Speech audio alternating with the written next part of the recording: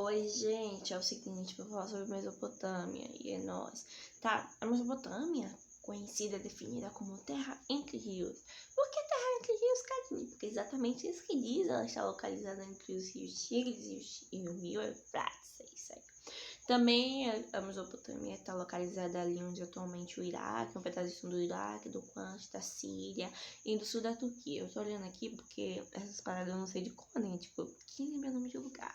Mas enfim, ela tá localizada ali mais ou menos no Oriente Médio, onde fica a Turquia e tal. Tá, a Mesopotâmia faz parte do Crescente Fértil. O que é o Crescente Fértil? O Crescente Fértil é uma lua assim, já fala lua crescente, que naquela área ali a região é muito fértil. É autoexplicativo. O que eu tenho que explicar disso, né? Também, as cidades da Mesopotâmia eram cidades-estados. O que são cidades-estados? São cidades que são elas se autogovernam, enfim. Elas têm seu próprio líder religioso, seu próprio líder econômico e tal. Eles, tipo, só eles por eles, sabe? Mais ou menos isso. É como se a minha cidade fosse uma cidade-estado e o resto do Brasil, como se eu pegasse a minha cidade e tirasse ela do Brasil. Dá pra entender, né, gente? Ai, meu Deus. Tá. A gente tem, antes de falar da organização social, eu vou falar dos povos que habitaram a Mesopotâmia. É bem fácil de entender. Na verdade, não é não, mas se você prestar atenção, vai ser fácil, tá? Temos os primeiros povos que são os sumérios. O que aconteceu com os povos sumérios?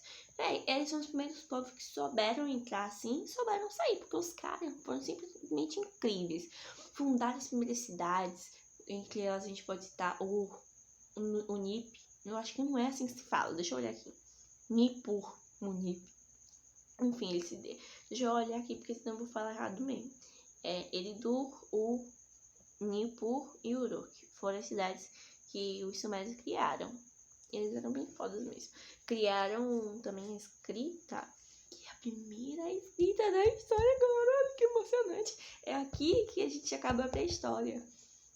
Porque, a pré-história é caracterizada por aquela área que a gente não, a parte da história que a gente não tem registros escritos, né? Bebam água. E aqui na Mesopotâmia, com a escrita cuneiforme, a gente começa com os primeiros registros escritos.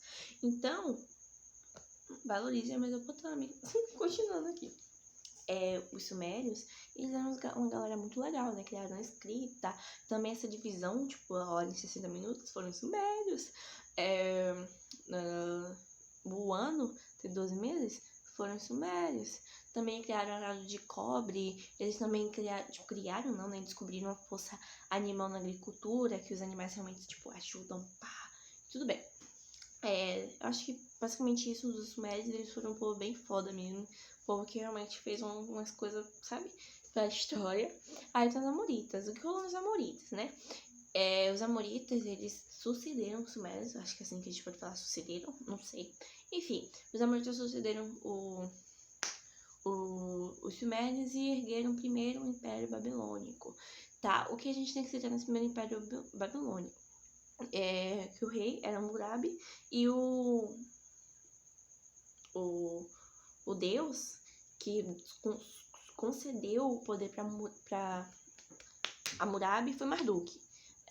Logo aqui eu tenho que falar que eles eram teocratas. O que é ser um teocratas? É quando, o rei que tá lá tem o poder sucedido pelos deuses, porque os deuses não podem governar em forma de deuses.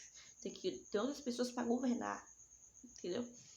Aí o que aconteceu? Lá em, ele expandiu muito, gente. O Império Babilônico, o primeiro Império Babilônico é bem grandinho, então ele meio que foi expandindo o Império Babilônico, dominando. E nisso ele dominou a Síria no norte e Caldeia no sul. Não, gente, não esquece isso aqui. Eu tenho que falar, esqueci que eu tenho que falar isso aqui. Quando os amoritas começaram a erguer o primeiro Império Babilônico, a Babilônia, a Mesopotâmia, era meio que, entendeu? A gente tinha os assírios no norte assim, e os caldeus no sul. Aí o que Hammurabi fez? Agora somos babilônicos, entendeu? Aí foi basicamente isso que aconteceu. E o que a gente tem que citar assim mesmo, para Hammurabi é que ele criou o primeiro código de leis escritas, o Código de Hammurabi. O principal, sei lá, construção desse código era a vingança, olho por olho, dente por dente. Você me fez, eu vou fazer pior. Ou da mesma maneira, se eu for muito levinho, beleza? Basicamente isso. Aí o que aconteceu? Como tudo não dura pra sempre, os assírios foi o povo que falou assim, já rendeu demais, acabou. Aí os assírios foi lá, pá, e destruiu a Babilônia. Aí eles começaram a, tipo, uma treta lá arretada. Aí os assírios conseguiram derrotar a Babilônia. Gente, eu tô emocionada. Aí os assírios conseguiram derrotar a Babilônia. Então, assim, tipo, era um povo muito cruel, muito cruel, muito cruel. Eles que foram mais ou menos assim, tipo, o povo guerreiro. É importante a gente ressaltar dos assírios, é que eles criaram a roda, tipo, pro campo de guerra, de batalha. E na época, era tipo, oh meu Deus, roda. E não era tipo como a gente vê hoje, roda. Pra eles era tipo o iPhone 24, vocês não estão tendo noção. Aí, o que aconteceu? Rolou uma treta lá dos babilônicos assírios, os assírios ganharam. E nisso, eles eram um povo bem expansionista, né? Começaram a expandir. Mais ainda, agora, o antigo Império Babilônico, ou agora o Império Assírio. Eles começaram a expandir. Chegou uma hora, meu irmão, que, como eu já falei pra vocês, nada dura pra sempre. Aí os assírios perderam literalmente o controle. Eles só sabiam expandir. E nada de, tipo, controlar a política, pá, cobrar as pessoas, pá, não faziam isso. Então, tipo, eles ficaram fragilizados, vamos dizer assim. E foram dominados. Os caldeus chegaram e falaram assim, agora é nossa vez, caramba. Aí os caldeus ajudaram a reconstruir o Império Babilônico. É nessa hora que a gente tem o segundo Império Babilônico, que é quem? Nada mais, nada menos que Nabucodonosor, exatamente ele. A gente estuda ele também lá em Hebreus, mas eu não vou falar disso agora, senão eu falo demais, já vou continuando. Aí, né, me perdi. Os caldeus ajudaram a reconstruir o Império, tipo, o segundo Império Babilônico, quem assume lá é o Nabucodonosor. E é exatamente aqui, nessa hora, eu acho que eu não tenho... Nabucodonosor continuou conquistando, né? Ele conquista Jerusalém. Mas a gente estuda mais isso aqui na parte de Hebreus. Então eu não vou citar mais muito isso aqui, mas sempre precisa saber que Nabucodonosor conquista Jerusalém. E a gente tem que pensar também que tudo que a gente ouviu falar em arquitetura é nesse segundo Império Babilônico, porque tipo, a Babilônica era linda no segundo Império Babilônico. Basicamente isso. Depois ele morreu, né? Nada dura pra sempre. Nabucodonosor não morreu. E o Império Babilônico dura por mais um tempinho. E depois eles... e é assumido pelos persas. Exatamente, pelo povo persa. Que eu vou falar depois, em outro vídeo, quando estiver já estudando esse assunto. Tá, aí eu tenho que falar pra vocês sobre umas duas coisas. Sobre a organização social, servidão coletiva e religião. Lembrei. A organização social era mais ou menos assim. Sacerdotes lá, porque o povo era meio... eles eram politeístas, já falei isso, né? Que, tipo, eles acreditavam em vários deuses, tudo, Eles eram politeístas. Tinha os sacerdotes, tinha os aristocratas. Eu não lembro muito bem o que esses caras aqui. Não vou falar pra não falar merda, né?